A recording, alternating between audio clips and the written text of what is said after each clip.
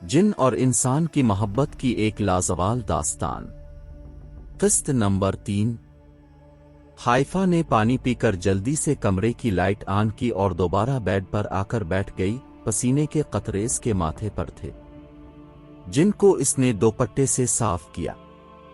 वो अभी तक इस ख्वाब के हिसार में थी। तभी फजर की अजान की आवाज आई। आशू उठो, नमाज का वक्त हो रहा है। उसने साथ वाले बेड पर सोई हुई आशू को आवाज देते हुए कहा, अच्छा आपी, अभी तो बहुत वक्त है। आशू, जिसको अपनी नींद कुछ ज्यादा ही प्यारी थी और इसी वजह से इसकी नमाज भी अक्सर कज़ा हो जाती, मगर मजाल है जो आशू पर किसी बात का असर होता हो। इसने बंद आंखों से ही हाइफा को जवाब दिया और दूसरी करवट ले ली। ये लड़की कभी नहीं सुधर सकती है। हाइफा ने वजू करके वापस आकर सोई हुई आशू को देखते हुए कहा। नमाज पढ़कर हाइफा ने कुरान पाक की तिलावत की और फिर उसके बाद अपने कमरे से बाहर निकल आई और आसमान को देखने लगी, जहां कहीं कहीं सुबह के उजाले की झलक नजर आने लगी थी। परिंदे भी अपने घोंसलों से निकलकर आसमान की तरफ परवाज करने लगे थे। तभी हाइफा की नजर बल्ब के इन टुकड़ों पर पड़ी जो रात बल्ब के टूटने से सहन में बखेरे पड़े थे। साथ ही इसने फौरन सामने की दीवार को देखा, जहां रात को वो सिया परिंदा बैठा था। इसने जल्दी से जहन से इस ख्याल को झटका और सहन में बिखरे बल्ब के टुकड़ों को झाड़ों से उठाने लगी। अरे ये बल्ब कैसे टूट गया? रात में तो अच्छा भला था। शेख कमाल ने झाड़ों से टुकड़े जमा करती हुई हाइफा को देखकर कहा, शायद पुराना बल्ब था, इसका होल्डर ठीक नहीं होगा, इसलिए जरीसी हुआ चली और टूट गया। हाइफा ने अपने बाबा को सलाम करते हुए कहा, मुझे भी ऐसा ही लग रहा है चुल्लू, कोई बात नहीं, मैं आज ही नया होल्डर और बल्ब लगवा दूंगा। आओ जरा ऊपर छत से सुबह के मंजर का देखते हैं। अरसा ही हो गया सूरज को तुलू होते नहीं देखा। दिनों बाप बेटी ऊपर छत पर आ चुके थे। सुबह का मंजर वाकई दिलफरेब था। दूर दूर तक सरसब्ज दरख्त नजर आ रहे थे, परिंदों के चाचाने की आवाजें, खिली फिजा और धीरे धीरे आसमान पर अपनी किरणों को बखेरता तुलू होता सूरज एक अलग ही मंजर पेश कर रहा था। सुभान अल्लाह, बेशक मेरे अल्लाह से बढ़कर कोई भी बेहतरीन मुसव्विर नहीं है, जिसने इतनी खूबसूरत कायनात बनाई है, जिसका हर रंग हर रूप एक दूसरे से अलग मगर हुसैन। शेख कमाल ने दरख्तों के पीछे से आहिस्ता आस्ते तुलू होते हुए सूरज को देखकर कहा। हाइफा भी इस सुबह के इस दिलकश मंजर में कहीं खो गई थी। कुछ लम्हों के लिए वो रात के ख्वाब को भूल चुकी थी। मैं सारे घर में आप लोगों को तलाश कर रही थी और अब दिनों बाप बेटी यहाँ खड़े हैं। जुबैदा बेगम ने शेख कमाल और हाइफा को देखकर कहा, अच्छा किया बेगम अब भी यहाँ आ गई, देखें किस कदर खूबसूरत है। सुबह का मंजर कुदरत का शाहकार है। शेख कमाल ने कहा, वाकई इसलिए तो कहा गया है कि सुबह खेजी किस कदर अहम है। अल्लाह की सारी मखलूक अल्लाह की बढ़ाई बयान करती हुई नजर आती है। अच्छा चली अब चल कर नाश्ता कर लें। आशू ने नीचे शोर डाला हुआ है, फिर घर के और भी बहुत से काम हैं जो अभी करने हैं। जुबैदा बेगम ने कहा, आशू कैसे आज इतनी जल्दी उठ गई है? हैरत है, इसको उठाना कोई आसान काम थोड़ी है। हाइफा ने कहा, नए घर और झूले के शौक में उठ बैठी है, अभी भी झूले पर बैठी है, इसको अच्छी चीज मिल गई है। जुबैदा बेगम ने हंसते हुए कहा, हाय कोई नहीं बात बेगम, अभी बच्ची है, वक्त के साथ खुद ही सजेदार हो जाएगी।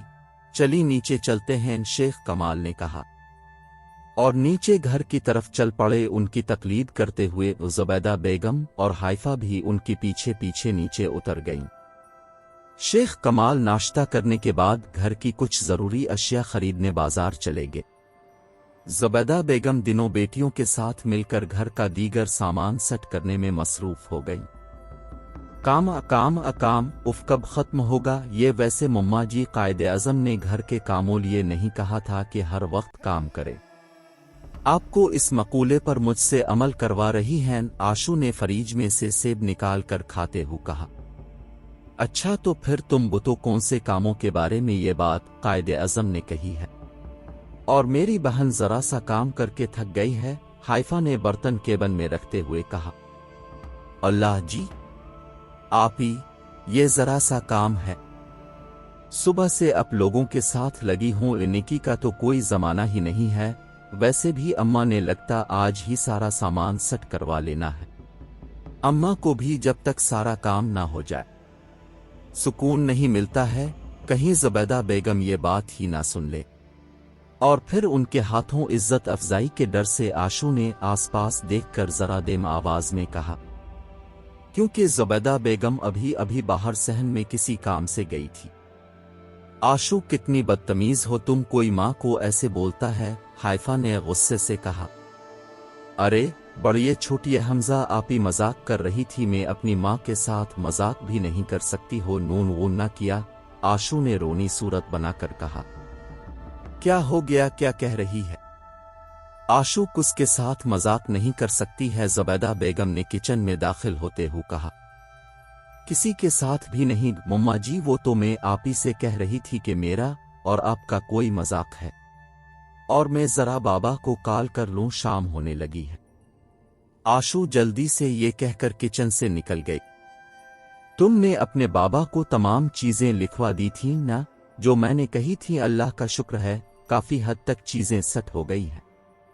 बस 2-4 दिन बाद जब सारा घर सेट हो जाएगा तो वो महफिल मिलाद करवाएंगे, ज़ुबैदा बेगम ने कहा।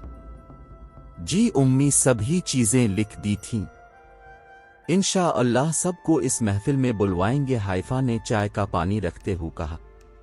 भाई कहाँ हैं सब? तभी बाहर से शेख कमाल की आवाज आई और उनके साथ एक लड़का मुख्तलिफ शापर अटेई घर में दाखिल हुआ। ले बे देख ले, अब सब ने जो जो चीजें मंगवाई थी मैं वो सब ले आया हूं। अब सब चीजों को संभालें। शेख कमाल ने हाइफा के सलाम का जवाब देते हुए कहा, जी बाबा मैं देख लेती हूं, अब फ्रेश हो जाएं, इतनी देर में आपके लिए खाना लेकर आती हो। हाइफा ने कहा, बेटा खाना मैंने खा लिया था, तुम जल्दी से गर्मा गर्म चाय ले आओ, शेख कमाल ने जाते हुए कहा। सब ही सहन में बैठकर चाय पी रहे थे जब तेज ठंडी हवाएं चलना शुरू हो गईं और साथ ही देखते आसमान को सिया बादल ने ढांप लिया। लगता है आज तो खूब बारिश होगी, वह कितने मजे का मौसम है। आशू ने आसमान पर बादलों को देखकर कहा। इसकी ये हरकत देखकर सभी हंस पड़े। अब तुम बारिश में भीगना मत, शुरू कर देना, पता है ना तुम्हें कितनी जल्दी जुकाम हो जाता है। हाइफा के लहजे में छोटी बहन के लिए फिक्रमंदी थी। मगरिब की आजान के होते ही सभी नमाज पढ़ने चले गए।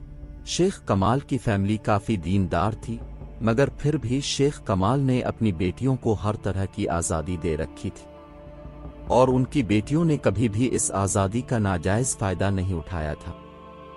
हाइफा मगरिब की नमाज पढ़कर अपनी अलमारी में कपड़े रख रही थी जब इसने आशू की आवाज सुनी। आपी जल्दी बाहर आए।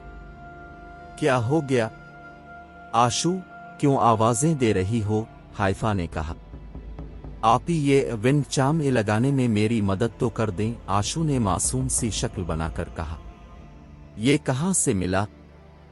तुम और तुम्हें मालूम है ना बाबा को ये पसंद नहीं है। हाइफा ने इसके हाथ में पकड़े विंड चाम की तरफ इशारा करते हुए कहा। कोई नहीं नाराज होते बाबा, आप ही प्लेज लगा देना, देखें जब हल्की हल्की हुआ कि इसके साथ आकर टकरागी तो कितनी दिलफरेब सी आवाज इसमें से एक। आशू ने खुश होते हुए कहा। मतलब तुम नहीं मानोगी? आशू ने नफी में सर हिलाया। चलो वहां से सीढ़ी लाने में मेरी मदद करो, बहुत जिद्दी हो, इसने कहा। आशू ने हाइफा के साथ मिलकर सीढ़ी उठाई जो शेख कमाल ने आज ही सहन का नया बल्ब और होल्डर लगाने के लिए मंगवाई थी। आशू ने सीढ़ी को पकड़ रखा था जबकि हाइफा बरामदे में विंड चाम लगा रही। ये निहायत ही खूबसूरत नाजुक सा विंड चाम था जो शीशे की तरह चमक रहा था। इसका रंग सिल्वर था। हाइफा विंड चाम लगाकर नीचे उतर आई और तभी हल्की सी हवा विंड चाम के साथ टकराई जिससे खामोश सहन में इसकी मधुर सी आवाज गूंज उठी। देखा देखा आप ही कितनी प्यारी आवाज है।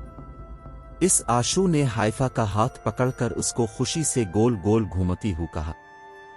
दिनों बाउन एक दूसरे का हाथ पकड़े खुशी से फवारे के गिर्द घूम रही थीं। साथ ही हल्की हल्की बारिश शुरू होगी। आप ही कल बाबा से कहकर फवारा भी ठीक करवाएंगे और इसमें हम कुछ छोटी मछलियां भी डाल देंगे, आशू ने हंसते हुए कहा। आशू व हाइफा, बेटा तुम्हारे बाबा खाना मांग रहे हैं, खाना लगा दो, जुबैदा बेगम ने इन दिनों को अपने कमरे की खिड़की से देखते हुए कहा। चली भाई, बारिश भी तेज हो रही है, कुछ खा पी कर फिर हम आराम करेंगे, आशू ने कहा और दिनों बाउन किचन में खाने का एहतमाम करने चली गई। हाइफा ने सारे काम खत्म करके इशा की नमाज पढ़ी व आशू नावल पढ़ते पढ़ते न जाने कब की सो चुकी थी। बाहर बारिश जोर विश्वर से जारी थी। हाइफा ने कमरे की लाइट ऑफ करके जीरो का बल्ब ऑन किया। सारा दिन की मसरूफ की वजह से इसका ध्यान इस सिया परिंदे की तरफ नहीं गया था मगर जैसे ही वो सोने के लिए बिस्तर पर लेटी, सुबह वाला ख्वाब इसे फिर से याद आ गया। उसने आयतल कुर्सी पढ़कर खुद पर फूंक मारी और इस ख्वाब को जहन से झटक कर सोने की कोशिश करने लगी। हाइफा अभी पूरी तरह सोई नहीं थी जब एक झटके से इसकी आंख खुल गई। यूं लगा जैसे विंड चाम के साथ कोई चीज बहुत जोर से टकराई है। वो उठकर कमरे की खिड़की के पास गई जो बाहर सहन तरफ खुलती थी। उसने जरा सा खिड़की का पर्दा पीछे कर बाहर देखा। आज उसने बाहर सहन का बल्ब जलाने की बजाय बरामदे का बल्ब जलता हुआ छोड़ दिया था। खिड़की से बाहर उसने देखा कल वाला सिया परिंदा फवारे के ऊपर चक्कर काट रहा था। सिया परिंदा फिर बरामदे की तरफ आया और अपने पर के एक ही झटके से बरामदे में लगे हुए विंड चाम को तोड़ डाला। नाजुक से विंड चाम के टुकड़े दूर सहन में बखर गए थे। सिया परिंदे ने एक चक्कर फवारे के गिर्द लगाया और फिर उसके किनारे बैठकर तेज बारिश में भीगने लगा। हाइफा ने दुख से इस टूटे हुए विंड चाम को देखा जिसे शाम को उसने इतनी मेहनत से लगाया था। सिया परिंदे के सुनहरी पर एकदम यूं नजर आने लगे जैसे इनमें से आग के शोले निकल रहे। हाइफा खिड़की में खड़ी ये सारा मंजर देख रही थी। आज इसमें इतनी हिम्मत नहीं थी कि वो बाहर सहन में जाकर देखे कि ये क्या हो रहा था। सिया परिंदा अपनी काली आंखों से पूरे घर का जायजा ले रहा था, यूं जैसे वो किसी शय की तलाश में था। दूर कहीं बिजली बहुत जोर से कड़की थी। सिया परिंदे ने आसमान की तरफ देखा और छत की तरफ अलिफाड़ गया।